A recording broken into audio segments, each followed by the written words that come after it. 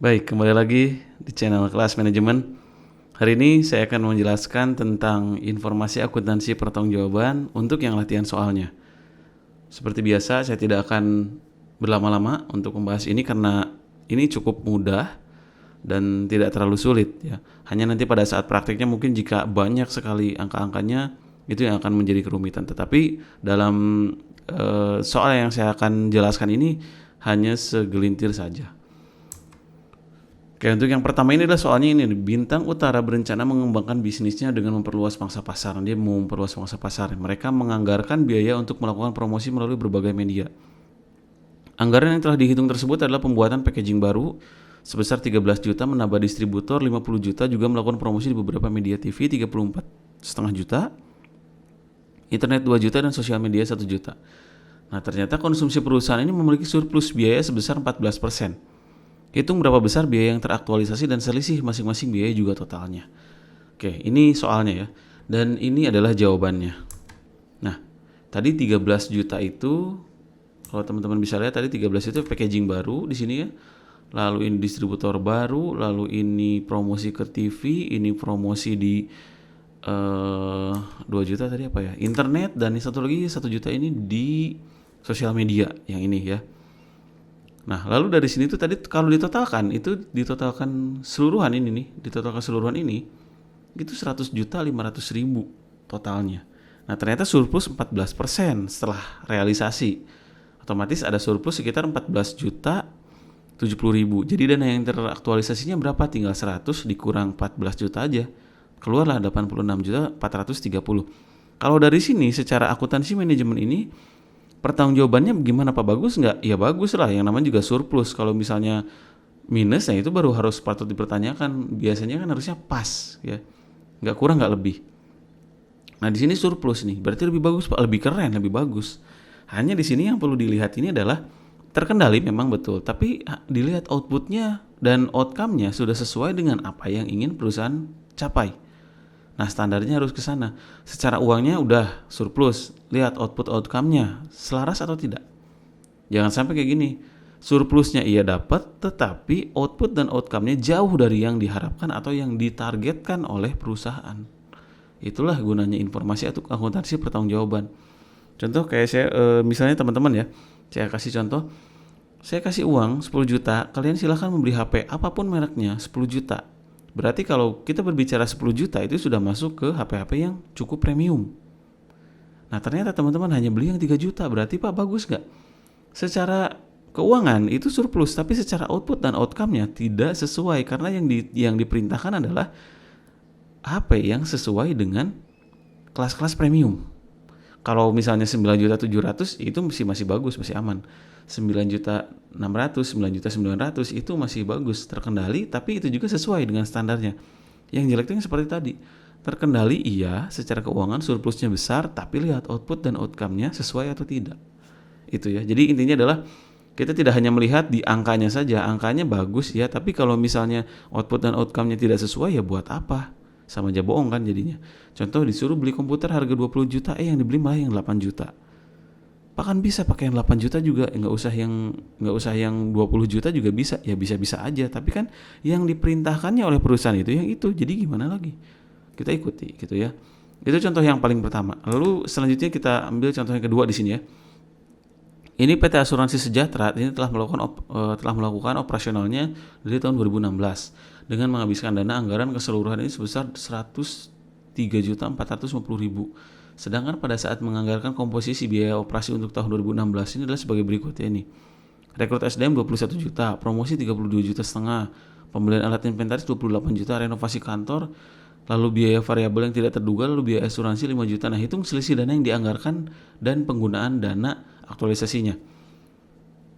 Yang direncanakan yang mana? Yang ini ya. Yang realisasinya yang ini yang di bawah ya. Nah, kita tinggal hitung aja nih. Dihitung nih. Anggarannya tadi 103 ya. Lalu ditotalkan ternyata 108. Berarti ada defisit dong 5 juta. Tinggal dipersenkan. Berapa persen defisitnya? Oh, berarti ketika defisit sekian persen, ini manajer kelebihan ngitungnya. Apa yang salah? Visi dia kurang.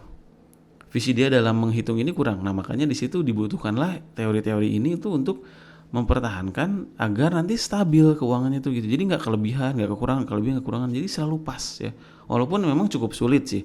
Akan selalu ada aja yang namanya kelebihan sedikit atau kekurangan sedikit, itu akan ada aja dalam prakteknya juga. Tapi teori inilah yang meminimalisir hal-hal seperti itu biar tidak terjadi gitu. Oke, ini soal yang kedua, dan soal ini gampang ya. Jadi hanya melihat yang dianggarkan dan yang terrealisasi, itu aja sih. Nggak ribet-ribet, nggak rumit-rumit ya. Oke, lalu selanjutnya ke contoh yang ketiga ya di sini. Misalnya nih, Fakultas Ekonomi Universitas Galuh ini punya 13 ruangan kelas ya, terdiri dari 1 lab komputer dan 12 ruangan kelas untuk kegiatan kuliah. Gedung tersebut menghabiskan listrik minimum 124 kWh per harinya. Untuk kebutuhan komputer, proyektor, kipas, juga lampu. Nah, harga per 31 kWh-nya adalah 50.000. Nah, pimpinan di fakultas tersebut menganggarkan dana untuk listrik per bulannya adalah 7.200.000. Berapa selisih kebutuhan minimum dengan anggaran yang dicanangkan oleh pimpinan pada fakultas tersebut? Oke, kita hitung ya. Tadi yang dibutuhkan ini 124 kWh per hari, dikali 1 bulan dong, 30. Totalnya 3.720 per bulan. Ini 31 kWh ini berapa? 50.000 harganya. Tinggal dikali aja. Dibagi aja 3720 dibagi 31, 120 dikali 50.000, hasilnya 6 juta ya. Total biaya listriknya keseluruhan ini adalah 6 juta. Anggarannya 7,2. Surplusnya 1,2. Bagus nggak? Ya bagus lah. Karena yang dianggarkannya udah melebihi gitu ya. Ternyata yang dipakai cuma 6 juta. Nah, ini adalah salah satu contoh manajer-manajer yang efisien itu seperti ini. Tapi tidak mengurangi kualitas, efisien tapi tidak mengurangi kualitas ya. Nah, lalu selanjutnya ini ada Doni ini memiliki sepeda motor antik nih, yang diberikan ayahnya sebagai hadiah kelulusan sarjananya. Ia berencana ingin memodifikasi sepeda motornya tersebut dengan beberapa parts terbaik ya. Ia mencanakan anggaran memodifikasi sebesar 1.400.000 nih. Pergantian ban, lampu, knalpot, kelistrikan, dan mur bautnya. Nah, setiba di bengkel setelah diperiksa oleh montir, ternyata ada beberapa part dalam mesin tersebut yang wajib diganti jika tidak akan merusak mesin secara perlahan. Setelah dicoba perbaiki, ternyata melebihi anggaran 25%. Lebih besar dari yang dianggarkan. Nah, hitung berapa selisihnya. Lalu pertanyaannya, kenapa kejadian ini dapat terjadi itu? Dan pasti teman-teman bingung. Nah, apa bisa terjadi? Ya, kita nggak tahu lah. Oke, kita lihat contohnya ya di sini. Anggarannya tadi 1.470, dan ini tadi yang mau diperbaiki ya. Tapi ternyata ada kelebihan 25% sebesar 367. Jadi totalnya ternyata 1.837. Jadi defisit sebesar 367.500 ya. Lalu ada pertanyaan tadi, kenapa kok bisa sih Pak kayak gitu ya? Kan di soal tuh cuma hanya ada itu aja. Gini, saya ambil soal ini secara praktis. Kita tidak tahu ketika di jalan itu tiba-tiba bisa aja jatuh ke prosok kesolokan. Kalau enggak tiba-tiba memang umur si mesin motornya atau spare part motornya sudah memang waktunya harus diganti.